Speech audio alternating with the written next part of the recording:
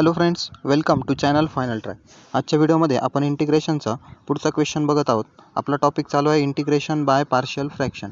Question आपल्याला दिलेला आहे evaluate integration of x+1 dx upon ब्रॅकेटमध्ये x+2 नेक्स्ट ब्रॅकेट x+3 हा क्वेश्चन आपल्याला दिला आहे. आता सर्वात पहिले आपण काय करून घेतो, जो काही क्वेश्चन असेल त्याला let I equals to assume करून घेतो.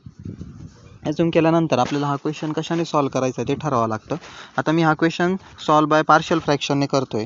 का करतोय तर बघा, इथं डिनॉमिनेटरला 2 ब्रॅकेट दिसत आहे. मागच्या व्हिडिओमध्ये पण मी सांगितलं होतं, जर आपल्याला डिनॉमिनेटरमध्ये 2 ब्रॅकेट दिसत असतील, 2 किंवा 2पेक्षा जास्त ब्रॅकेट असतील, ब्रॅकेटच्या फॉर्ममध्ये फंक्शन दिलेलं असेल, तर तो क्वेश्चन आपण इंटिग्रेशन बाय पार्शियल फ्रॅक्शनने सॉल्व करू शकतो. मग आता इंटिग्रेशन बाय पार्शियल फ्रॅक्शनने सॉल्व करताना काय करायचं, ए अपॉन फर्स्ट ब्रॅकेट बी अपॉन सेकंड ब्रॅकेट आणि याला इक्वेशन नंबर 1 द्यायचं. इथे आता 2 ब्रॅकेट आहे ना, 1 ए अपॉन फर्स्ट ब्रॅकेट बी अपॉन सेकंड ब्रॅकेट, ते झालं आपलं इक्वेशन नंबर 1.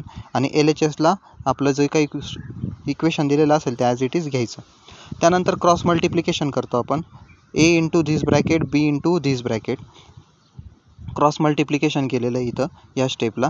आणि डिनॉमिनेटरला बघा, या डिनॉमिनेटरच्या टर्म सारख्याच असतात, ते कॅन्सल होऊन जातात, त्यामुळे त्या नाही लिहिल्या तरी चालतं.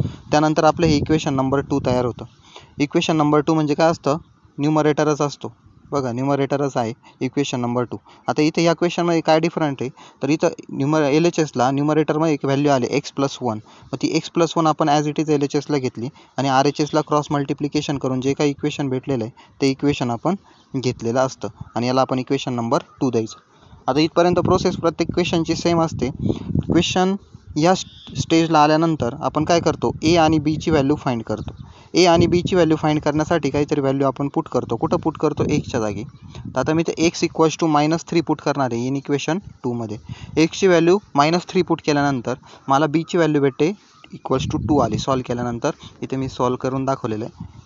कॅल्सीमध्ये व्हॅल्यू टाकलं की आपल्याला भेटून जाईल, बी इक्वल्स टू 2 भेटते. परंतु इथं एक महत्त्वाचं आहे, इथं एक्सची व्हॅल्यू ह्या LHSमध्ये पण टाकायची. बघा, या LHSमध्ये इथं एक्स आहे ना, या एक्समध्ये पण व्हॅल्यू टाकायची सॉल्व करताना. त्यानंतर नेक्स्ट व्हॅल्यू मी पुट करतो x equals to -2 in equation number 2. ह्याच इक्वेशनमध्ये पुट करतोय. ती पुट केल्यानंतर मला एची व्हॅल्यू भेटली -1. बी आणि एची व्हॅल्यू भेटली, ही आपली नेक्स्ट स्टेप असते. त्याच्यानंतर ह्या ज्या व्हॅल्यू आहेत त्या इक्वेशन नंबर 1मध्ये पुट करायच्या. बघा, इक्वेशन नंबर 1मध्ये मी त्या व्हॅल्यू पुट केल्या. एच्या जागी व्हॅल्यू पुट केली -1 आणि बीच्या जागी व्हॅल्यू पुट केली -2. बाकीचं इक्वेशन ॲज इट इज. त्यानंतर आपण काय करतो, इंटिग्रेशन घेतो गेलेलं किंवा जे काही इक्वेशन आपल्याला भेटलं त्याचं आपण इंटिग्रेशन घेतो. इंटिग्रेशनचे साईन टाकले, dx लिहिले. त्यानंतर आपल्याला फक्त RHSच्या टर्मचं इंटिग्रेशन घ्यायचं असतं.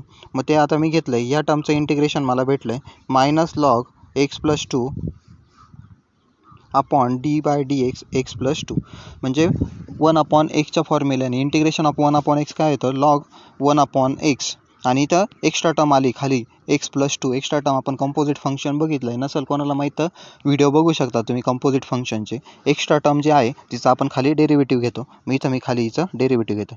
सेम इथं 2 कॉन्स्टंट आहे, बाहेर आला, याचं इंटिग्रेशन आलं log x+3 1/x च्या फॉर्म्युल्याने. इंटिग्रेशन ऑफ 1/x काय येतं, log x त्यानुसार. आणि एक्स्ट्रा टर्म आहे, एक्स्ट्रा टर्म कोणती, खालची डिनॉमिनेटरची x+3 तिचं खाली डेरिव्हेटिव्ह. हे सॉल्व केल्यानंतर आता नेक्स्ट स्टेपला आपल्याला फक्त या टर्मचं डेरिव्हेटिव्ह घ्यायचं आहे, x+3चं आणि x+2चं. ते येईल 3 आणि 1. इथं एक्सचं डेरिव्हेटिव्ह 1 येईल, इथं एक्सचं डेरिव्हेटिव्ह 1, 2 आणि 3चं कॉन्स्टंटचं डेरिव्हेटिव्ह 0 येतो. मग फायनल आपलं आन्सर हे आलं. अशा प्रकारे आपण पार्शियल फ्रॅक्शनने क्वेश्चन सॉल्व करू शकतो. जर कोणाला एक्स्ट्रा टर्म काय असते ते माहीत नसेल तर मागचा व्हिडिओ बघू शकतात. Thank you friends for watching video.